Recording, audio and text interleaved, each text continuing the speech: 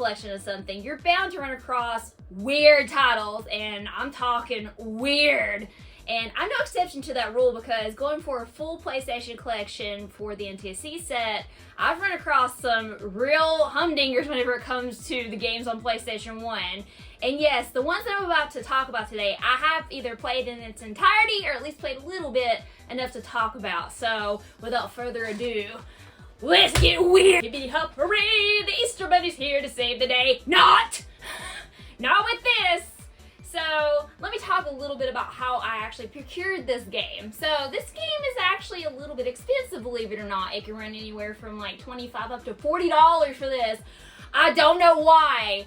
And sometimes whenever a game is expensive, that does not necessarily make it a good game to play. This is one of those times. So, with this one, funny enough, I found this at a flea market. I found the case first, which is funny. It didn't have anything. I'm like, okay, I'm gonna pick that up because I knew how much it was going for. I'm like, okay, maybe I'll eventually find it loose somewhere so that way I can pop it in there, because hey, at least I got a complete, I'll have a complete box then. Well, funny enough, like maybe a month or two later, I find it loose. I'm like, ah! And it worked, which I was very happy about because it is a little bit scratched, but it still played. Now, I played this in its entirety, and this game is something else. So it's kind of like a puzzle game. You have to collect all the Easter eggs that the Easter Bunny is missing and help him on his big day! Fill those baskets up! And it's definitely something that, if you like puzzle games, you might want to check this out. But other than that, save your money. Pajama Sam, you are what you eat from your head to your feet. Now, I think these are more towards PC games, but some of them actually got ported over to consoles. I believe there was one on the Wii, if I'm not mistaken. I could have swore I played that one before, but other than that, I've never actually played any of the Pajama Sam games! PJ Sam! But this game was actually sent to me by a dear friend of mine in the community, and I was really, really excited to try it because I love these kind of games, like these early, believe it or not, this is not an EC game, an early childhood development game. This is rated E for everyone, even though it says ages 5 to 8. I'm like, okay. So basically you play as Pajama Sam, you go to Mop Top Island, you're actually gonna try to find four members of the food groups, literally, part of the council, to help save the island before it comes under catastrophe. You get to go through all these puzzles, get to talk to different characters, you have to go one place to the other on the island just to actually open up another way to go on your adventure. I must say, even though this game is kind of weird, I still liked it. I still had a fun time playing it. I did beat it, and I would definitely play this one again. And this one, I would recommend that you check out because it's actually fun! Hooters Road Trip. Yes, there is a Hooters game for PlayStation 1. I'm like, what the hell is this? Whenever I first saw that. But it's not what you think. It is not what you think! It's actually a racing game! And yes, I played it. I didn't beat this one though. It's not a really bad game for a racer, but I've played other ones that are, better as far as the vroom vroom category. Vroom vroom. And you're basically just going across the country, hitting the spots, you have like cutscenes and everything like that. That's pretty much the gist of the game. You race, you ride. That's pretty much all it is. So if you want to experience it, definitely go for it. My Disney Kitchen. I'm a sucker whenever it comes to the Disney games on PlayStation 1. But this one right here is an exception to that rule.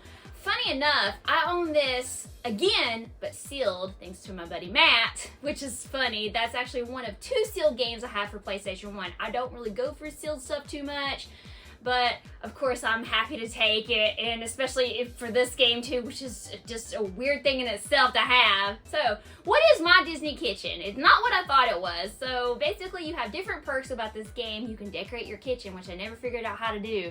There's over 30 recipes that you can actually learn how to cook in the kitchen. Said kitchen, I'm like, okay. Mickey and Minnie will come over and try your food, be like, oh, this is great. Ugh. I'm like, thanks a lot, even though I don't know how the hell to operate half this shit in this fucking kitchen. This is not a real kitchen. So there's that, and of course there's animated cutscenes from some of the Disney stuff too, which is kind of cool to have, but the game is kind of hard to maneuver. It's pretty much just a point and click kind of game is what it operates as, but it's not something I would recommend playing unless you like that kind of thing. I don't know. North by Northwest! I mean, West! It's West. not waste. My directional sense even kicks in whenever I try to say a title. I get lost whenever I play games. Now, funny enough, this game I actually got in a binder last year that I paid $20 for. And I finally got a case for it. Yes, this is a reproduction case, but it looks fabulous.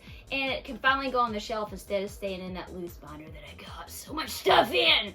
Now, I haven't played this game very much. Apparently it's part of a series, but I'm not really sure what series. So if you know, let me know, because I have no idea. So you basically play as 3 Vikings. Each one of them has different, whenever it comes to actions, they can do different movesets, and you have to actually operate each one of them in order to get through a level, and it's a side scroller.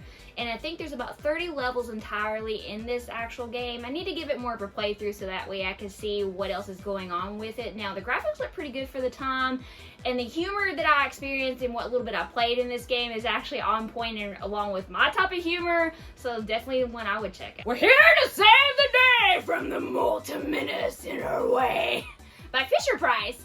Who would have thought that there would be a Fisher Price game on PlayStation 1? I didn't. So with this, there's 6 levels in this game, and you're trying to operate about 5 vehicles in the entirety of the game to try to save the day from the multi-menace. It's a cute little game, you know, whenever you're wanting to play superhero. I don't know if this is based on a show or not. I could have sworn I've seen toys with this before, maybe at Walmart or somewhere a long time ago. I have no idea. I don't remember. I'm old as hell! But that's all that I have for you as far as like the weird ass games so far. Definitely gonna be more parts to this series because as I accumulate more in my collection, it's gonna get up there, and I still have a couple more that I want to talk about eventually. But have you ever played any of these games that I've mentioned today? Let me know in the comments below. I definitely want to hear if somebody else has played any of these weird ass titles that I've never really heard anybody else talk about. But I hope you enjoyed the video. But until next time, as always, this is the PlayStation Girl signing out. Game on!